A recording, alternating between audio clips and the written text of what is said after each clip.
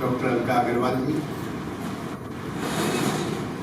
सभी प्राध्यापक बंधु,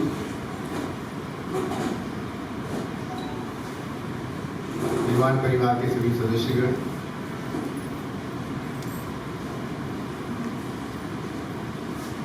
हमारे मध्य विशिष्ट अतिथि के रूप में हमारे डॉक्टर एम के पांडे, प्रोफेसर मिसेस पांडे, आप सभी को स्वतंत्रता के 78वें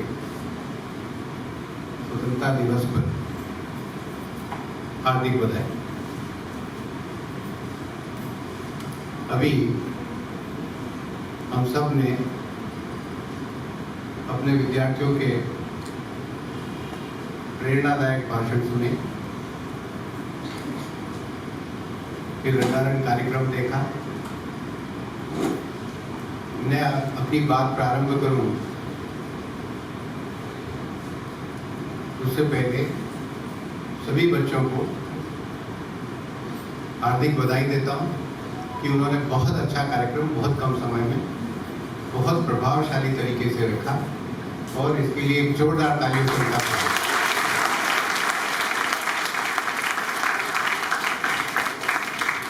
मेरी आवाज पीछे तक पहुंच रही ठीक से? हम सब लोगों ने हमारी डायरेक्टर मैडम का लीक से हटकर भाषण सुना। बड़ा जोशीला भाषण था और स्वतंत्रता की उन्होंने अपनी परिभाषा दी कि वो स्वतंत्रता किसे मानती है। जो भी विषय आपने रखा वह मनन करने योग्य है, धारण करने योग्य है।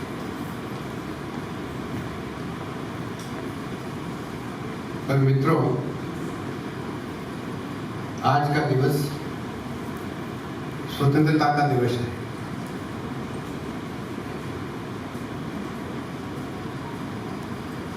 लगभग 1000 साल की गुलामी, उसमें विशेष रूप से 200 सालों की अंग्रेजों की गुलामी सन 1947 को 15 अगस्त के दिन समाप्त हुई।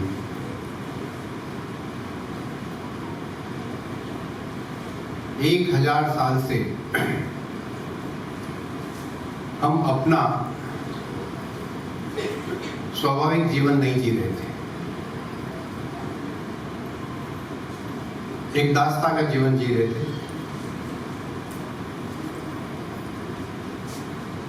हमारे सर पर एक कलंक था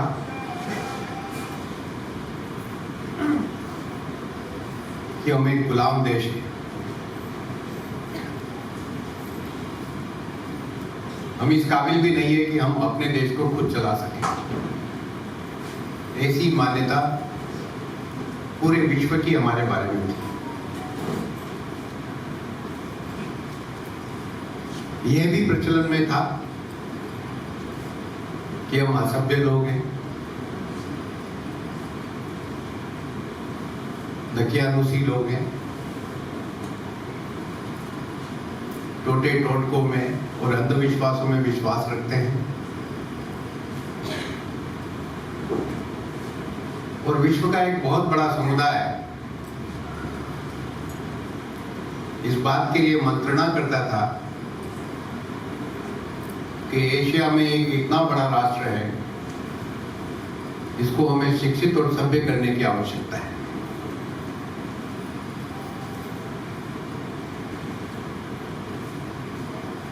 आप थोड़ा सा अंदाज करके देखिए, उन परिस्थितियों में थोड़ा जाकर देखिए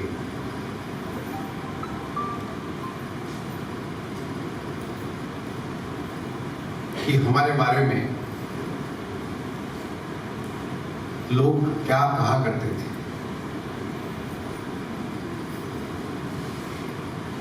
कुछ ही लोग हुए जिन्होंने विश्व पटल पर जाकर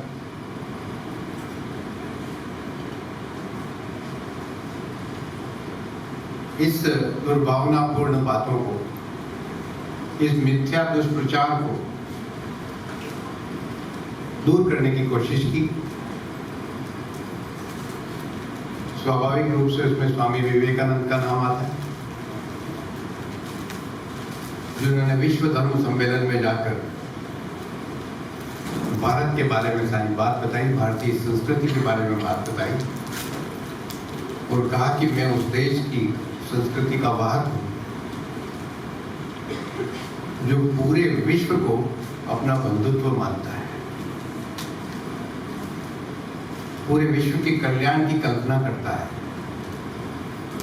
सर्वे भवन्तु सुखिनः सर्वे सन्तु निरामया की बात करता है।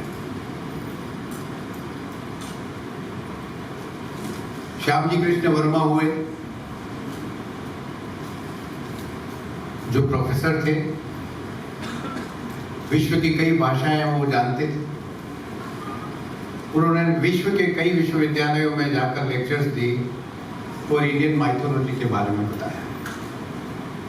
कालांतर में उन्होंने इंडिया हाउस बनाया। ऐसी कई परिस्थितियां हुई, लेकिन जो भी लोग, फिर एक सिलसिला चला जिसमें राजा महाराजाओं के बच्चे, अंग्रेजों के नीचे काम करने वाले बड़े अफसरों के बच्चे, सेठ साहूकारों के बच्चे, एक फैशन चली कि विदेश में जाकर पढ़ के आना चाहिए, तो विदेश गए, विदेश में पढ़े और जब वो विदेश में पढ़े, वहां की शिक्षा दीक्षा प्राप्त करी, तो उनको ये महसूस हुआ कि ये जो अंग्रेज है ये हमारा कितना शोषण कर रहे हैं। वहां तो अपने यहाँ मानव अधिकार की बात करते हैं और यहाँ पग पग पर मानव अधिकार का हनन करते हैं। किस तरीके से हमको ये लूट रहे हैं। और जब उन लोगों के, वो बहुत पैसे वाले घरों के लोग थे, वो राजा महाराजाओं के बच्चे थे, सेठ साहूकारों के बच्चे थे, बड़े अधिकारियों के बच्चे थे, लेकिन उनके साथ जब सेकंड क्लास ट्रीटमेंट हुआ वहां पर, तो उनके मन में आया कि हमें कब इज्जत मिलेगी। हम लाख पढ़ लें, लाख पैसा इकट्ठा कर लें, बहुत बड़ी संपत्ति इकट्ठा कर लें, बड़ी बड़ी डिग्रियां हासिल कर लें, बड़े बड़े ओहदे पे पहुंच जाएं, उसके बावजूद भी कहलाएंगे तो हम एक गुलाम देश के नागरिक। ये सब चीजें जब उनके दिमाग में आई, वो वापस सब कुछ छोड़कर हिंदुस्तान आए और हिंदुस्तान में आकर उन्होंने कहा कि हमारा पहला लक्ष्य ये होगा कि इस देश को आजाद कराया जाए। मित्रों, कहने को बहुत बातें, और जब बहुत बातें कहनी होती है और समय कम होता है, तो मैं लिखे हुए भाषण का उपयोग करता हूँ, क्योंकि लिखे हुए को पढ़ने में बहुत कम समय में ज्यादा बातें कही जा सकती हैं और फिर विषयांतर भी नहीं होता। जिस विषय पर बोलना होता है उसी विषय पर केंद्रित रहते हैं। तो मैं आपकी इजाजत से, बोलने को तो मैं भी 1.5 घंटा वैसे बोल सकता हूँ और सारे विषयों को टच भी कर जाऊंगा, लेकिन कई बातें फिर इधर उधर हो जाएगी। इसलिए मैं आप सब लोगों से परमिशन चाहता हूँ कि मैं पढ़कर जो भाषण पूरा करना चाहता हूँ। प्रिय मित्रों, आज हमारे देश का 78वां स्वतंत्रता दिवस मनाने जा रहा है। ये हमारे लिए अति विशिष्ट आनंद का विषय है। इस पावन अवसर पर हम आपको ढेर सारी हार्दिक बधाई एवं शुभकामनाएं देते हैं। मैं थोड़ा सा, बच्चे ध्यान से सुनेंगे, 15 मिनट में मेरी बात पूरी हो जाएगी। मैं आप सब लोगों का अटेंशन चाहता हूं कि जो बात मैं अभी कह रहा हूं वो हमारे देश के लिए और हम सब के लिए बहुत महत्वपूर्ण है। मैं इस अवसर पर हमारे स्वतंत्रता संग्राम में शहीद हुए लाखों शहीदों को अपनी विनम्र श्रद्धांजलि देते हुए उन्हें हृदय से प्रणाम करता हूँ। हमारी स्वतंत्रता का इतिहास अदम्य साहस, बलिदानों एवं देश की आजादी के लिए हंसते हुए अनाम कुर्बानी देने का इतिहास है, जिसे हमें कभी भी भूलना नहीं चाहिए। जब मैं इतिहास पर निगाह डालता हूं तो पाता हूं कि देश के कोने कोने से हर वर्ग, हर समाज, हर जाति के लोगों ने निस्वार्थ रूप से देश के स्वतंत्रता आंदोलन में हिस्सा लिया और अपने सुनहरे भविष्य की चिंता किए बगैर अपने आप को बलिदान कर दिया। बस इस अपेक्षा में कि हमारी कुर्बानी से आने वाली पीढ़ी को एक आजाद भारत में सांस लेने का निर्भीक और स्वच्छंद वातावरण मिले, उनके सिर पर गुलामी का बदनुमा दाग न होगा। इस कुर्बानी के दौर में हर वर्ग की महिलाएं भी पीछे नहीं गई, बल्कि उन्होंने कई मौकों पर पुरुषों से आगे बढ़कर अपना उदाहरण प्रस्तुत किया और पुरुषों को स्वतंत्रता संग्राम में जमकर संघर्ष करने का मार्ग दिखाया। हमारे स्वतंत्रता संग्राम के इतिहास को बारीकी से देखें तो पाएंगे कि इस संग्राम में दो तरह के महापुरुषों एवं महिलाओं ने भाग लिया। एक वे जो ज्यादा भावुक थे और दूसरे वे जो ज्यादा भावुक न होकर होशियार। जो भावुक थे उन्होंने हंसते हंसते अपनी जान की बाजी लगा दी और गुमनाम हो गए। ऐसे लोग हजारों लाखों की तादाद में। उन्होंने अपने घर परिवार की चिंता किए बिना अपने आप को देश की स्वतंत्रता के लिए कुर्बान कर दिया। उसके बाद उनके परिवारों की बड़ी दुर्दशा हुई, जो हम सबको ज्ञात है, और ये हम सब के लिए बड़ी शर्म की बात भी है कि आजाद भारत के समाज एवं सरकार ने उनको न तो उचित सम्मान दिया और न ही उचित वित्तीय सहायता दी। स्वतंत्रता के 75वें साल, जिसे अमृत महोत्सव का नाम दिया गया, उसमें हमारे आदरणीय प्रधानमंत्री श्री नरेंद्र दामोदर दास मोदी जी ने उन्हें सम्मान पूर्वक याद करने का प्रयास किया। उसके लिए मैं उनका धन्यवाद करता हूँ। दूसरे किस्म के वे लोग थे जिन्होंने आजादी के संग्राम में हिस्सा लिया, बढ़ चढ़कर बड़ी होशियारी से अपने और अपने परिवार को बचाकर उन्होंने अहिंसा एवं समझौते का रास्ता अपनाया।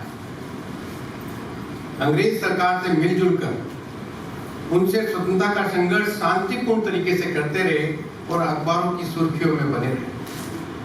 कई बार तो ऐसा लगता है कि वो अंग्रेजों के एजेंडे पर ही चलकर देश को आजाद करवाने का प्रयास कर रहे थे। उन सभी लोगों को यह पता था कि देश आजाद होगा ही होगा, क्योंकि इस देश को छोड़ के जाना अंग्रेजों की भौगोलिक, राजनीतिक व समसामयिक आवश्यकता थी।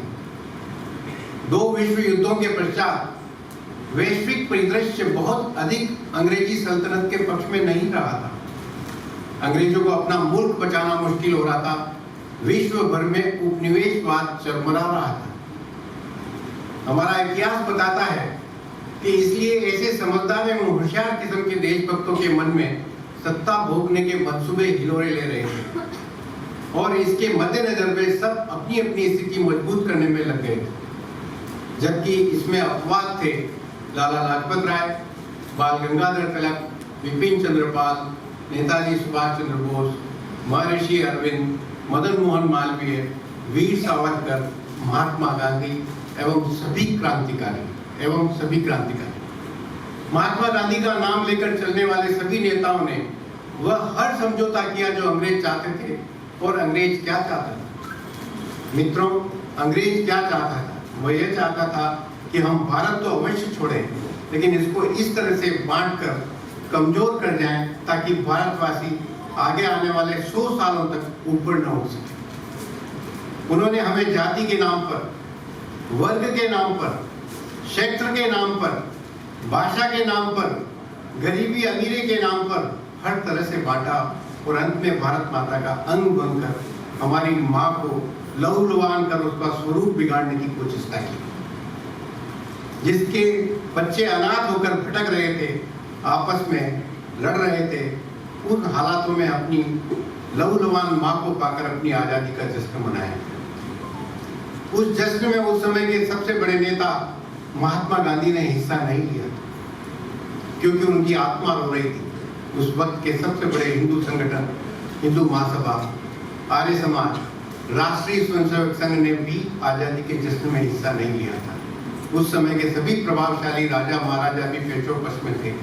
उन्होंने ये समझ नहीं आ रहा था कि ये कैसी आज़ादी है, इसलिए उन्होंने भी आज़ादी के जश्न में हिस्सा नहीं लिया। मुस्लिम लीग, जो इस देश के मुसलमानों की सबसे बड़ी पार्टी थी, वह तो अपना अलग देश बना रही थी, इसलिए उसका इस जश्न में हिस्सा लेने का सवाल ही नहीं था। उस समय की एक और महत्वपूर्ण घटना हुई, वो यह थी कि अंग्रेजों के निर्देश पर हमारी संविधान सभा बनी।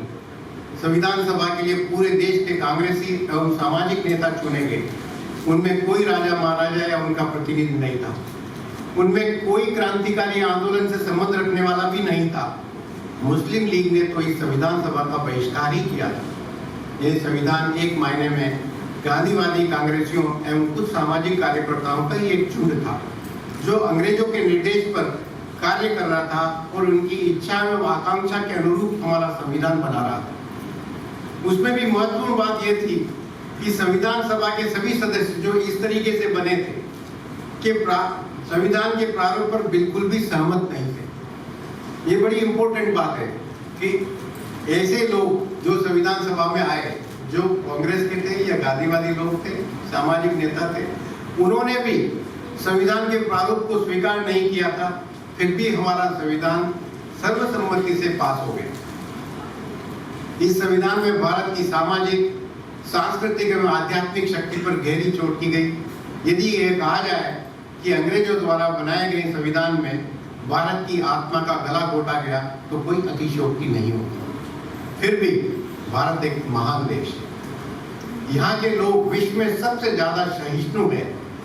हम सब ने अपने स्वतंत्रता दिवस को हर्ष के साथ मनाया और प्रतिवर्ष इसको अधिक से अधिक उत्साह, उमंग और खुशी से मना रहे हैं और आगे भी मनाते रहेंगे।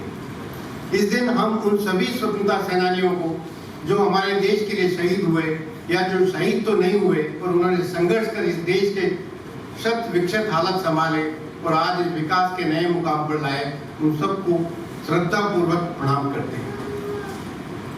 हम आजादी के बाद उन सैनिकों एवं सुरक्षा कर्मियों को भी प्रणाम करते हैं जिन्होंने हमारे देश को बाहरी व आंतरिक हमलों से बचाया। हम उन शहीदों को विशेष सम्मान देते हैं जिन्होंने हमें सुरक्षित रखने के लिए अपने आप को शहीद कर दिया। हम इस अवसर पर उन नेताओं, अधिकारियों, न्यायाधीशों, तमाम पेशेवरों, वैज्ञानिकों, अध्यापकों, समाज सेवियों को भी प्रणाम करते हैं जिन्होंने ईमानदारी से पूरी प्रामाणिकता के साथ देश की सेवा की और इस देश को आगे बढ़ाया।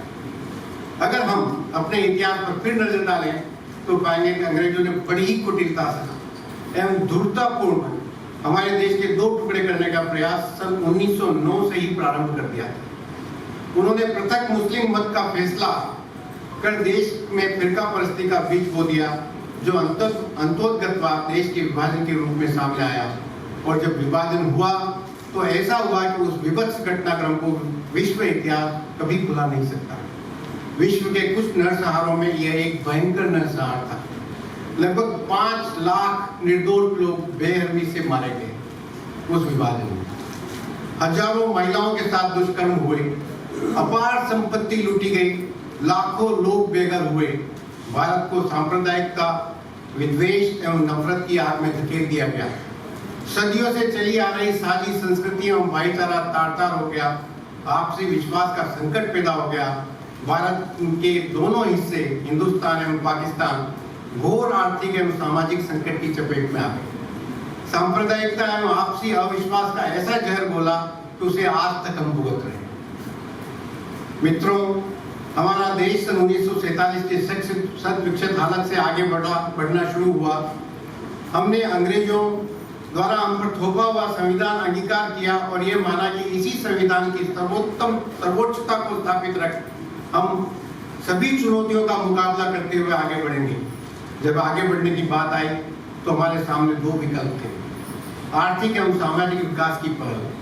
हम गांधीवादी मॉडल, जो विशुद्ध भारतीय मॉडल था, जिसमें हमें अपने गांव का सर्वांगीण विकास कर गांवों को आत्मनिर्भर बनाते हुए शहरी विकास की ओर आगे बढ़े, जिसमें कृषि, कुटीर उद्योग, सादगी, मितव्ययिता, सीमित आवश्यकता अनुसार उपभोग, मातृभाषा में शिक्षा, अध्यात्म एवं नैतिकता पर जोर था।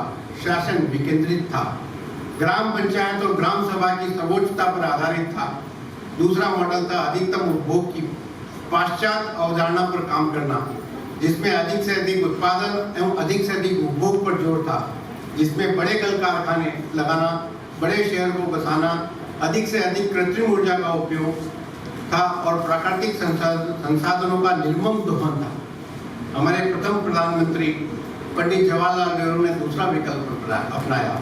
देश के आर्थिक विकास की बात करने से पूर्व दो मुख्य मुद्दों पर चर्चा करना आवश्यक होगा। पहला, अंग्रेज सरकार ने बड़ी कुटिलता से देश को तोड़ने, फोड़ने, विघटित करने के उद्देश्य से एक घोषणा की, जिसके तहत सभी देशी रियासतों को यह छूट दी गई कि वे चाहे तो भारत में रहे, चाहे तो पाकिस्तान में रहे और वे चाहे तो अपना स्वतंत्रता का स्थायित्व कायम रखते हुए अपना अलग देश बना। ये बड़ी विषम चुनौती थी मित्रों, जिसमें हमारे तत्कालीन गृह मंत्री सरदार वल्लभ भाई पटेल ने बड़ी सूझबूझ एवं समझदारी एवं दृढ़ इच्छा शक्ति का परिचय देते हुए सभी देशी रियासतों को भारत में मिलाया, जिसमें जूनागढ़, हैदराबाद एवं जम्मू कश्मीर की चुनौतियां तो बड़ी पेचीदा एवं कठिन थी, जिसका उन्होंने बड़ी कुशलता से पूरी ताकत लगाकर समाधान निकाला।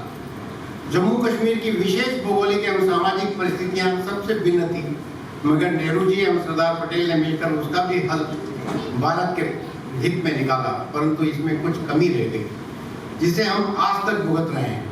जम्मू कश्मीर में उस वक्त थोड़ा और ताकत का इस्तेमाल करना था। यूरोपीय देशों में अमेरिका के दबाव में न आकर हमारी सेना का पूर्ण उपयोग करते हुए इस पूरे प्रदेश को अपने नियंत्रण में लेना था, पर शीर्ष नेताओं की आपसी समझ एवं समन्वय की कमी से ऐसा नहीं कर पाए, जिसकी कीमत हम आज भी चुका रहे हैं। इसी बीच हमने 4 युद्ध लड़े, सन 1962, 1965, 1971 एवं 1999। 1962 का युद्ध चीन से हुआ, जो हमने अपनी राजनीतिक कमजोरी की वजह से हारा, और तिब्बत प्रदेश जो एक तटस्थ देश था, जो कि चीन और भारत के बीच में एक बफर का काम करता था, एक तटस्थ देश था, उसको चीन को कब्जा करने दिया। तिब्बत से लगा भारत का बड़ा महत्वपूर्ण हिस्सा, जिसे हम सियाचिन कहते हैं, वो हमने खो दिया। 1965 का युद्ध पाकिस्तान से हुआ, जब हमारे प्रधानमंत्री थे लाल बहादुर शास्त्री। उनके नेतृत्व में देश में जय जवान जय किसान का नारा गूंजा। हमारी सेना ने बहुत ही बहादुरी से लड़ी और हमने विजय प्राप्त की। उससे हमारी सेना एवं जनता का मनोबल ऊंचा उठा। 1971 का युद्ध पुनः पाकिस्तान से हुआ। उस वक्त हमारी प्रधानमंत्री थी श्रीमती इंदिरा गांधी। हमारी सेना एवं राजनीतिक नेतृत्व ने बड़ी बहादुरी दिखाई। विश्व भर के मुल्कों की धमकियों को दरकिनार करते हुए पाकिस्तान के 2 टुकड़े कर दिए और बांग्लादेश नाम का नया देश बना दिया। वर्ष 1999 में हमने एक छोटा युद्ध पाकिस्तान से फिर लड़ा। वो युद्ध हमने नहीं लड़ा, वो युद्ध हम पर थोपा गया। उस वक्त हमारे प्रधानमंत्री थे श्री अटल बिहारी वाजपेयी। हमारे जवान बड़ी मुस्तैदी से लड़ाई लड़े, पाकिस्तान को द्रास एवं कारगिल की पहाड़ियों से धकेल दिया और भारत की सीमा को अक्षुण्ण रखा। उस वक्त हमारे पास मौका था, वक्त का तकाजा भी था कि हमें पाक अधिकृत कश्मीर अपने कब्जे में करना था, पर हमसे चूक हुई। हमने ऐसा क्यों नहीं किया? इसके बड़े राष्ट्रीय एवं अंतर्राष्ट्रीय राजनीतिक कारण हैं, मजबूरियां हैं, जो कि एक शोध का विषय है। इन विषम परिस्थितियों में सन 1947 से हिंदुस्तान की सरकार पंडित जवाहरलाल नेहरू के नेतृत्व में काम करने लगी। देश के आर्थिक एवं सामाजिक विकास के लिए योजना आयोग बनाया गया, जिसके माध्यम से योजनाबद्ध विकास का सिलसिला प्रारंभ हुआ। प्रत्येक योजना घाटे की योजना होती थी। सरकार हर वर्ष घाटे का बजट बनाती थी और घाटे को पूरा करने के लिए विदेशी ऋण लेती थी और अपने रुपए का अवमूल्यन करती थी। अधिक से अधिक रुपया छापकर मुद्रास्फीति बढ़ाती थी। उसका परिणाम ये होता था कि बेतहाशा महंगाई बढ़ती थी। विकास का ऐसा मॉडल बनाया गया कि अधिक से अधिक उत्पादन एवं उपभोग बढ़ाया जाए, सरकार एक वेलफेयर स्टेट के रूप में काम करे और हर वर्ष अपना घाटा बढ़ाती जाए और विदेशी ऋण बढ़ता जाए। सन 1990 तक आते आते हालात ये हो गए कि हमें अपना सोना गिरवी रखना पड़ा। तब देश के प्रधानमंत्री बने नरसिम्हा राव बने। उन्होंने प्रमुख अर्थशास्त्री मनमोहन सिंह को वित्त मंत्री बनाया, जिन्होंने भारतीय अर्थव्यवस्था को विश्व बाजार के लिए खोल दिया। फिर क्या था, पूरे विश्व के पैसे वाली कंपनियों ने भारत में आकर अपना आधिपत्य जमाना शुरू किया। देखते ही देखते पूरा देश आर्थिक रूप से गुलाम हो गया। हमारी आर्थिक स्वायत्तता जाती रही। जब हमारी आर्थिक नीतियां विश्व बैंक, अंतर्राष्ट्रीय मुद्रा कोष एवं बड़ी अमेरिकी, यूरोपीय, जापानी, कोरियन एवं चाइनीज कंपनियों के दिशा निर्देश पर बनती है और हमारा व्यापार विश्व व्यापार संगठन के नियम कायदों से चलता है, हम चाहकर भी कुछ विशेष नहीं कर सकते। देश में खुलकर हर वस्तु का सट्टा होने लगा, जिससे हर वस्तु के दाम आसमान छूने लगे। देश के एक विशेष वर्ग ने उसी समय स्वदेशी की अलग जगाई, पूरे देश में जन जागरण किया, आंदोलन किया और फिर भारत को गांधी जी के रास्ते पर लाने का प्रयास किया। हिंद स्वराज की बातें होने लगी, पर जब जनता ने उनको सत्ता में आने का मौका दिया तो उन्होंने स्वदेशी की बात छोड़कर भारत के विश्व स्तरीय विकास एवं चकाचौंध के सपने दिखाने शुरू कर दिए। मेड इन इंडिया की जगह मेक इन इंडिया का नारा बुलंद होने लगा। इसका नतीजा यह हुआ कि बड़ी बड़ी विदेशी कंपनियों ने अपने असेंबली प्लांट यहाँ खोल दिए। सारा सामान बाहर से यहाँ आकर असेंबल होने लगा और मोहर लगने लगी मेक इन इंडिया। दूसरा नारा लगा स्किल इंडिया का। एनएसडीसी, डीडीकेवीवाई आदि ने करोड़ों रुपए खर्च किए, करोड़ों नौजवान प्रशिक्षित भी हुए, पर बेरोजगारी खत्म नहीं हो पाई। तीसरा नारा लगा स्टार्टअप का, जिसपे जमकर विदेशी पैसा लगा और इसका सारा लाभ विदेशी कंपनियां ले रही हैं। सांप्रदायिक वैमनस्य और आध्यात्मिक उन्माद बढ़ने लगा। अमीरों एवं गरीबों के बीच की खाई और बढ़ने लगी। मध्यम वर्ग एवं छोटा व्यापारी हर समय अपने अस्तित्व की लड़ाई लड़ने लगा और हर समय पिछड़ता ही गया। उनके बच्चों ने यह तय किया कि इन परिस्थितियों में हम व्यापार नहीं कर सकते, हमारे लिए विदेशी एवं देशी कंपनियों में नौकरी करना ही श्रेष्ठकर होगा।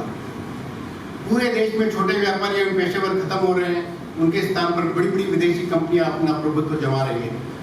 देश देशी एवं विदेशी कर्ज में डूबा हुआ है। वर्तमान में भारत सरकार पर 1,35,000 करोड़ का कर्ज है, जो सन 2024 के खत्म होते होते 1,50,000 करोड़ रुपया होगा भारत पर कर्ज। प्रत्येक राज्य औसतन 3 से 4 लाख करोड़ के कर्ज में डूबा हुआ है। सरकार इस दबाव से निकलने के लिए अपनी सभी संपत्तियों को बेचने के लिए मजबूर है। साथ ही साथ सत्ता में रहने के लिए हर तरह की लोक लुभावन योजनाएं बनाकर जनता के एक विशेष वर्ग को सब कुछ मुफ्त देने पर उतारू। एक से बढ़कर एक योजना बनाकर उसे लागू कर चुनाव मैदान में उतर रही है। उसका सीधा भाग करदाताओं पर लाद दिया जा रहा है। भारत के करदाता अपनी आमदनी का 20 से 60% से भी अधिक कर के रूप में भुगतान करते हैं। ये मैं इनकम डायरेक्ट और इनडायरेक्ट टैक्स दोनों मिलाकर कह रहा हूँ कि भारत के करदाता अपनी आमदनी का 20 से 60% से भी अधिक कर के रूप में भुगतान करते हैं। बदले में कोई सरकारी सुविधा प्राप्त नहीं कर पाते, उल्टा चोर कहलाते हैं। करदाता हर समय पुलिस एवं प्रशासनिक विभागों से आतंकित रहता है। अकुंठ भ्रष्टाचार है, प्रशासनिक तानाशाही है, दंगा मस्ती है, खुली लूट खसोट है, बेरोजगारी है। इसके बावजूद भारत एक महान देश है। भारत महान देश है, इसमें कोई डाउट नहीं है। इसकी महान संस्कृति, महान परंपरा है। ये लोग हर परिस्थिति में आगे बढ़ने का जज्बा रखते हैं। इतना सब कुछ होने के बावजूद भी आज हमारे युवाओं ने अपनी लगन एवं परिश्रम के बलबूते पर विश्व में अपनी प्रतिभा का लोहा मनवा रखा है और विश्व बाजार में भारत का युवा हर जगह छाया हुआ है। इतनी सब कुछ विषमताएं होते हुए भी भारत के युवाओं से मुझे बड़ी उम्मीद है। हम हर क्षेत्र में आगे बढ़ रहे हैं, चाहे वह शिक्षा हो, स्वास्थ्य हो, आधारभूत विकास हो, सूचना प्रौद्योगिकी हो एवं तकनीकी विकास हो, पर्यटन हो, फैशन हो, उद्योग हो, कृषि हो, यातायात हो और सैटेलाइट्स हो। सब जगह हम बहुत आगे बढ़ रहे हैं। इतनी सब विषम परिस्थितियां होने के बावजूद भी भारत आगे बढ़ रहा है, भारत पीछे नहीं है और इस सब का हमें गर्व होना चाहिए। आज हमारा पर तीव्र गति से हमारा नैतिक पतन भी हो रहा है, ये चिंता का विषय है। आज हमारा सामाजिक ताना बाना, हमारी संस्कृति, सभ्यता, हमारे महापुरुष, हमारे उच्च आदर्श, हमारी सुचिता, हमारा पर्यावरण, हमारी कृषि, हमारे छोटे उद्योग धंधे, हमारी उत्पादन क्षमता, हमारी स्कूली शिक्षा एवं उच्च शिक्षा राजनीति से प्रभावित है तथा पूर्णतया सरकार पर अवलंबित हो गई है। इससे हमारे, परंतु हम सब लोगों को ये ध्यान रखना चाहिए कि देश हमारा है। नौजवान लोग ये मोबाइल से फोटो खींचना बंद करो, मैं आप ही लोगों को कह रहा हूं। अब सारी उम्मीदें आपसे हैं, परंतु हम सब लोगों को ये ध्यान रखना चाहिए कि देश हमारा है। इसको महान बनाना हमारा प्रथम कर्तव्य है। इस देश को सशक्त एवं महान बनाने में कोई बाहर से नहीं आएगा। यह महत्वपूर्ण कार्य हमें ही करना होगा। ये महत्वपूर्ण कार्य हमें ही करना होगा। मैं फिर वो किस्सा याद दिलाता हूँ, जब हमारे नौजवान बाहर पढ़ने गए थे सब, तो उनको जब वो गुलाम था तो उनको कोई इज्जत नहीं मिली। अगर आज हम सशक्त नहीं होंगे, हम मजबूत नहीं होंगे, तो हम मर्जी चाहे जितनी एजुकेशन कर लें, मर्जी चाहे जितनी बड़ी से बड़ी नौकरी कर लें, हमें कोई इज्जत की दृष्टि से नहीं देखेगा। विश्व पटल पर जब तक हम मजबूत नहीं होंगे, हमारी उपस्थिति मजबूत नहीं होगी, तब तक हमें कोई नहीं देखेगा। मित्रों, आज मैं आपके समक्ष एक नई चुनौती का जिक्र कर रहा हूं। संयुक्त राष्ट्र के मुताबिक 15 नवंबर 2022 को दुनिया ने 800 करोड़ की जनसंख्या का आंकड़ा पार कर लिया था। 800 करोड़ लोग हो गए थे दुनिया में। वर्ल्डोमीटर के आंकड़े बताते हैं कि दुनिया की आबादी 806 करोड़ से ज्यादा है। वर्ल्ड पॉपुलर रिव्यू के आंकड़ों के मुताबिक वर्ष 2020 तक 2.38 बिलियन यानी कि 238 करोड़ ईसाई धर्म को मानने वाले लोग, 238 करोड़ लोग ईसाई धर्म को मानने वाले हैं, जबकि 191 करोड़ इस्लाम धर्म को मानने वाले लोग हैं। 116 करोड़ लोग हिंदू धर्म को मानने वाले हैं। 50 करोड़ बौद्ध धर्म को मानने वाले हैं। अन्य धर्मों की संख्या 6.1 करोड़ की है। यहूदी 1.46 करोड़ है। ईसाई जो कि 238 करोड़ हैं, उनके 157 देश है विश्व में, जो ईसाइयों के देश, 157 देश है। मुस्लिम जो कि 191 करोड़ है, उनके 57 देश है पूरे देश में, जो कि इस्लामिक कंट्री है। भारत में जो हिंदू है, जो हिंदू पूरे विश्व में जो हिंदू है वो 116 करोड़ हैं, और उसका प्रतिशत 85% हिंदू भारत में, यानी कि पूरे विश्व में जो हिंदू है उसका 85% हिस्सा भारत में है। यदि आज विश्व में कहीं, अब बड़ी ध्यान से सुनने की बात है, यदि आज विश्व में कहीं सांप्रदायिक हिंसा होती है और हिंदुओं को अपनी पूजा पद्धति या जाति के नाम से भगाया या प्रताड़ित किया जाता है, तो वह स्वाभाविक रूप से भारत में आएगा। इसलिए यह आवश्यक हो जाता है कि भारत हिंदू धर्म को मानने वालों के लिए हर तरह सुरक्षित स्थान होना चाहिए। यह संयुक्त राष्ट्र संघ एवं सभी विश्व समुदाय की जिम्मेदारी हो जाती है कि भारत को हिंदुओं के लिए एक सुरक्षित राष्ट्र बनाए रखे, क्योंकि अगर विश्व में कहीं पे भी हिंदू प्रताड़ित होगा, भगाया जाएगा, तो उसके पास हिंदुस्तान में आने के अलावा कोई रास्ता नहीं है। वर्तमान में विश्व में जो धार्मिक कट्टरता एवं धार्मिक असहिष्णुता देखने को मिल रही है, उससे सबको सावधान होने की आवश्यकता है। आज विश्व की कई शक्तियां धार्मिक उन्माद फैलाकर उन देशों की अर्थव्यवस्था, कानून व्यवस्था, नैतिकता, सहिष्णुता, आपसी भाईचारा, शिष्टाचार, सम्मान एवं मानवीयता को समाप्त कर युवा पीढ़ी को पशु बनाने पर तुली हुई है। यह आग जो वो लगा रहे हैं, इससे एक दिन वह स्वयं तबाह होंगे, पर तब तक विश्व समुदाय का बड़ा नुकसान हो जाएगा। इस पर भारत को आगे बढ़कर विश्व समुदाय को जागरूक करने का भागीरथ प्रयास करना होगा। दूसरी बड़ी समस्या भारत एवं भारत के पड़ोसी देशों जैसे पाकिस्तान, बांग्लादेश, अफगानिस्तान में रह रहे मुसलमानों की।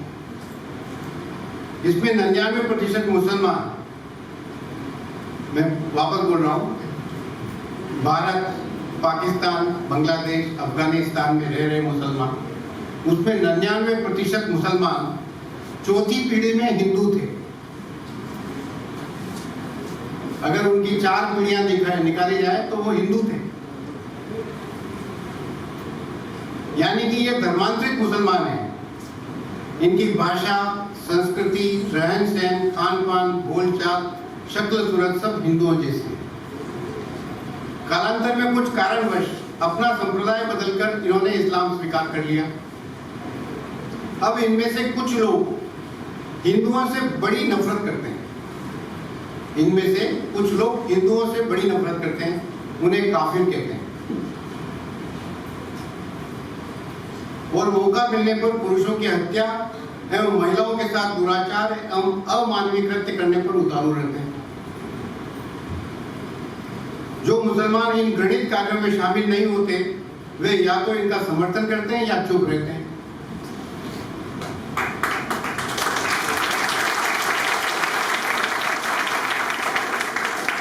जो मुसलमान इन घृणित कार्यों में सम्मिलित नहीं होते वह या तो चुप रहते हैं या इनका समर्थन करते हैं, लेकिन कोई विरोध नहीं करता। हिंदुओं की संपत्ति को लूटना, नष्ट करना इनकी प्राथमिकता रहती है। ये लोग ये मानते हैं कि भारत हिंदू देश है, अतः इसके टुकड़े होने चाहिए।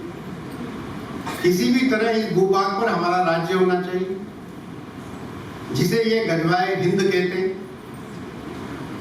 हमारे देश में जिस क्षेत्र में इन मुसलमानों की संख्या ज्यादा होती है वहां का हिंदू परेशान एवं प्रताड़ित रहता है और हताश होकर वहां से पलायन करने पर मजबूर होता है।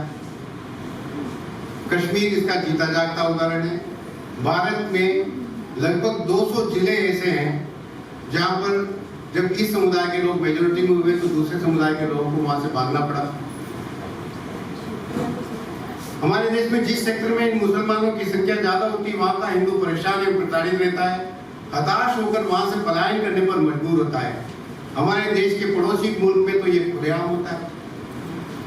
आंकड़े इस बात के गवाह हैं कि वर्ष 1947 में जब भारत और पाकिस्तान अलग हुए थे तब पाकिस्तान में पूरी जनसंख्या का 20% हिंदू थे और भारत में 20% मुसलमान थे। लेकिन अब पाकिस्तान में सिर्फ 2% हिंदू बचे हैं, बाकी कहां चले गए? बांग्लादेश में हिंदू जनसंख्या आज मात्र 9% रह गई, जबकि 1947 में यह 30% थी। यह देश के धर्मनिरपेक्ष चरित्र के दावे को झुठलाता है। अफगानिस्तान में जब अफगानिस्तान बना था तो लाखों लोग हिंदू थे, लेकिन आज 1000 मात्र हिंदू वहां बचे। बाकी ज्यादातर लोग भारत, यूरोपीय संघ, उत्तरी अमेरिका या अन्य जगहों पर जाकर बस गए, जिसे कोई झुठला नहीं सकता। वर्तमान में बांग्लादेश में हुई विभत्स घटनाएं इस बात का प्रत्यक्ष प्रमाण है। सोचने का विषय है कि ये ऐसा क्यों होता है। सोचने का विषय है कि ऐसा क्यों होता है, जबकि इस्लाम को मानने वाले अन्य देश भी हैं जो कट्टर इस्लाम को मानते हैं, जैसे सऊदी अरब, दुबई, टर्की, कतर आदि कई देश हैं जो सिर्फ और सिर्फ इस्लाम को मानते हैं, कट्टर इस्लाम को मानते हैं। उनमें तो हिंदुओं के साथ ऐसा नहीं होता। मूल कारणों को जानकर इन पर काम करना होगा। इस समस्या के समाधान के 2 पक्ष हैं, एक कानूनी पक्ष है और दूसरा सामाजिक पक्ष। मित्रों, जमाना बदल गया। जो पुराने जुमले थे कि मजहब नहीं सिखाता आपस में भेद करना, वो जुमले आज काम नहीं कर रहे। आज का नौजवान तार्किक तरीके से बात को समझना चाहता है। हर बात को आप कब तक झुठलाओगे इस बात? आखिर कब तक इतने बड़े वर्ग को अमानवीय एवं असामाजिक होने की खुली छूट दी जा सकती है? आप कैसे अमानवीय हो सकते हो? यह अमानवीय कृत्य एवं कुत्सित मानसिकता का अंत हमें करना ही होगा। भारत के सभी नौजवानों को, चाहे वे हिंदू हैं या मुसलमान, आगे बढ़ना होगा। हमें हिंदू या मुसलमान की खाई को पाटना होगा। इसमें व्याप्त पूर्वाग्रह एवं गलतफहमियां दूर करनी होगी। आपसी मतभेद, घृणा एवं मानसिक ग्रंथियां दूर करनी होगी। यदि समझदारी से, जागरूकता से, संवाद से हो सकती है तो ठीक। उससे नहीं हो सकता तो कानून का सहारा लेकर ताकत से करनी होगी। इसमें मुसलमानों की पारिवारिक शिक्षा, उनका परिवेश, उनके मदरसों एवं कठमुल्लाओं की शिक्षा, उनकी जमातों एवं धर्मगुरुओं के भेष में आने वाले साम्राज्यवादी मुल्लाओं को हर कीमत पर काबू करना होगा। इसका सबसे आसान तरीका है इन मुसलमान युवाओं को शिक्षित और प्रशिक्षित कर राष्ट्र की मुख्य धारा में लाया जाए, इनका परिवेश बदला जाए, मध्यकालीन मानसिकता से बाहर निकाला जाए। इस पर समाज एवं शिक्षण संस्थाओं को अत्यधिक कार्य करने की आवश्यकता है।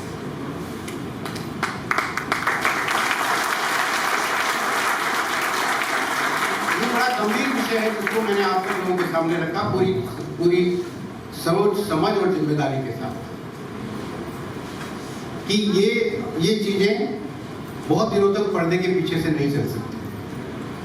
इसके लिए खुलकर सामने आना पड़ेगा। जो सही माने में इस्लाम को मानते हैं, जो सही माने में कुरान को मानते हैं, उनके यहाँ भी बहुत हिंदू समाज रह रहा है। आज कुवैत में देखिए, दुबई में देखिए, सऊदी अरेबिया में देखिए, और भी तमाम कंट्रीज हैं, वहाँ कोई इंटरफेरेंस नहीं है उनको एक दूसरे से। आप अपना धर्म मानिए, हम अपना धर्म मानिए, बल्कि वो आगे बढ़कर मंदिर बनवा रहे हैं कि आप अपना मंदिर बनाइए, हमें कोई तकलीफ नहीं है। वहां कोई तकलीफ नहीं हो रही है। इसका मतलब यहाँ जो हमारे बीच में से चौथी पांचवी पीढ़ी से हमारे ही थे लोग, उन्होंने धर्म परिवर्तन किया और उनके मन में धर्म नहीं, उनके मन में कुरान नहीं है। वो जिहाद के नाम पर, काफिर के नाम पर, कुफ्र के नाम पर अपनी राजनीतिक रोटियां सेकना चाहते हैं। उनके मन में कुछ और चीजें हैं कि वह इस देश को टुकड़े कर इस देश के हिस्से पर काबू होना चाहते हैं।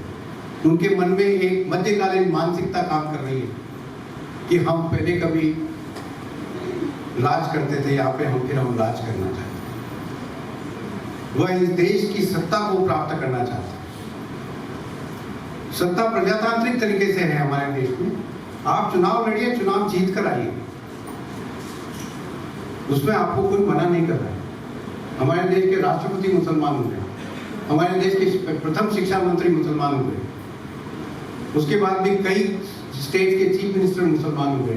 हमने तो कभी उसकी तकलीफ नहीं की। लेकिन ये क्या तरीका हुआ कि जहां कहीं थोड़ी सी मेजोरिटी आपकी बड़ी, वहां उन लोगों को प्रताड़ित कर। आज बांग्लादेश में क्या हुआ? हरे रामा हरे कृष्णा टेम्पल, जब 1971 में जब पाकिस्तान से बहुत बुरी तरीके से परेशान थे वहाँ के बांग्लादेश के लोग, भूखा मर रहे थे, उनके पास खाने को अन्न नहीं था, रहने को जगह नहीं थी, उनकी लाखों महिलाओं के साथ दुराचार हुए थे। उस वक्त इस हरे रामा हरे कृष्णा टेम्पल ने लाखों की तादाद में रोज लोगों को फ्री खाना खिलाया। उसमें उसने ये नहीं देखा कि ये हिंदू है कि ये मुसलमान है, सबको फ्री खाना खिलाया। उस वक्त जो हरे रामा हरे कृष्णा के जो फाउंडर थे, वो जिंदे थे, उन्होंने अमेरिका से कई $मिलियन इकट्ठे किए और वहां पर जाकर सबको लंगर लगाया, फ्री खाना खिलाया। और जब बात तुम्हारी थोड़ी सी हालत ठीक हुई, तुम्हारे पास पहनने को कपड़े में हुए, तुम्हारे पास खाने को 2 रोटी हुई, तुमने पहला अटैक उस मंदिर पे किया। ये कहाँ की मानवीयता है? बाप के सामने बेटी का बलात्कार, पति के सामने बहू का बलात्कार, ये कहाँ की मानवीयता है? ये कहाँ के नारे हैं कि तन सर से जुदा, क्या सर तन से जुदा कर देंगे? ये कहाँ के नारे? ये रोकने पड़ेंगे और इस रोकने का काम सरकारें अपने तरीके से कर सकती है।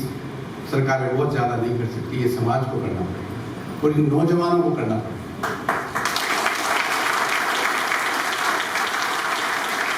मैं आज मंच से यहाँ के देश के सारे नौजवानों को अपील करता हूँ, चाहे वो हिंदू हो चाहे मुसलमान हो। आज हम 21वीं सदी में जी रहे हैं।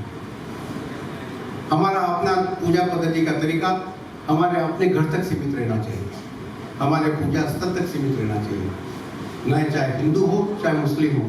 हमारा ये हमारा अपना पर्सनल फेथ का विषय है, लेकिन सामाजिक रूप से हमें एक दूसरे पर किसी तरीके की छीटाकछी करने का अधिकार नहीं। और ये करना कि किसी को प्रताड़ित करना, वहां से उसको भगाना, उनकी माताओं बहनों पर गलत निगाह रखना, ये कहाँ का न्याय है? और ये कब तक सहन करेगा इस देश का समाज? ये जो मैडम ने कहा ना कि नई आज़ादी, ये नई आज़ादी अभी लेनी है, ये आज़ादी अब लेनी है। ये आज़ादी हम 1947 में नहीं ले पाए। 1947 में तो हमने इसका नंगा नाच देखा था, फिर हमने उसकी ट्रेलर कई बार कश्मीर में देखी, कई बार पाकिस्तान में देखी, और अभी रिसेंटली हमने बांग्लादेश में देखी।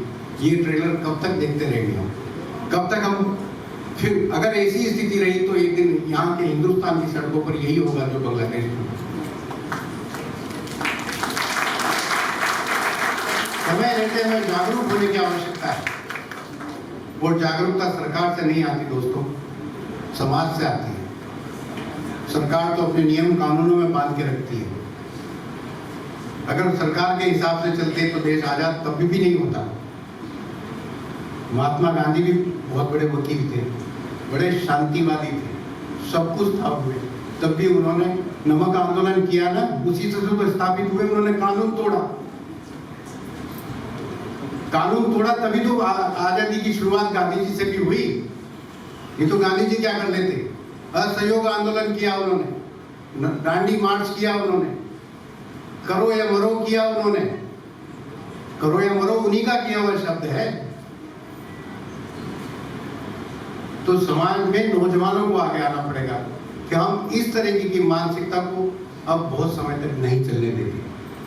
हमारा हम सर्वे भवन्तु सुखिना वाले हैं, वासुदेव कुटुंबकम के लोग हैं। हमारी संस्कृति में कभी अलगाव नहीं है, हम सबको मिलकर चलने वाले लोगों के साथ हैं।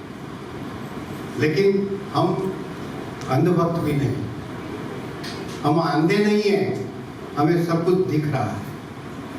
और वो उसको भी, जहाँ ये ऐसी मानसिकता है, उसको समय रहते वहीं दबाने की आवश्यकता है। इसकी बहुत जरूरत है। मैं नौजवानों से अपील करता हूँ, अब देश आप लोगों के हाथ में है, आपके भरोसे इस देश को चलना है। बहुत बहुत धन्यवाद। जय हिंद, जय भारत।